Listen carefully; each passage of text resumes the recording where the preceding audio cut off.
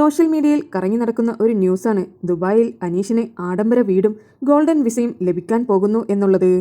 Instagram scroll ചെയ്യവെയായിരുന്നു ഇത് പറഞ്ഞിരുന്ന വ്യക്തിയുടെ വീഡിയോ ഞാൻ കാണാനിടയായത്. അതിൻ്റെ അടിസ്ഥാനത്തിൽ ഞാൻ മുമ്പ് ഒരു വീഡിയോ ചെയ്തിട്ടുണ്ടായിരുന്നു. എന്നാൽ അനീഷിത ഇന്ന് ഒരു വീഡിയോ ഇട്ടിട്ടുണ്ട്. ദുബായിൽ ആഡംബര ഫ്ലാറ്റും ഗോൾഡൻ വിസയും ഒന്നും എനിക്ക് കിട്ടിയിട്ടില്ല, അതെല്ലാം ഒരു ഫേക്ക് ന്യൂസാണ് എന്നാണ് അനീഷ് പറയുന്നത്.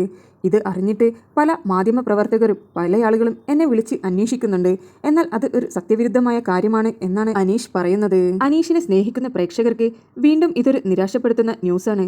കാരണം കപ്പ് കിട്ടിയില്ലെങ്കിലും വീടും ഗോൾഡൻ വിസയും എല്ലാം കിട്ടുമെന്നുള്ള പ്രതീക്ഷയിലായിരുന്നു അവരും. എന്നാൽ എല്ലാം കയ്യെത്താൻ ദൂരത്ത് എത്തിയിട്ട് അത് കിട്ടാതെ പോവുകയാണ്. പിന്നെ എന്തിനായിരിക്കും അങ്ങനെയൊരു വീഡിയോ പടച്ചുവിട്ടത് എന്നാണ് ഞാൻ ആലോചിക്കുന്നത്. ഒരുപക്ഷെ അനീഷിന്റെ BB ഫെയിമും ആരാധകരെയും കണ്ടിട്ട് ഒരു മാർക്കറ്റിംഗ് സ്ട്രാറ്റജി പിടിച്ചതാണോ എന്നാണ് ഇപ്പോൾ എൻ്റെ സംശയം.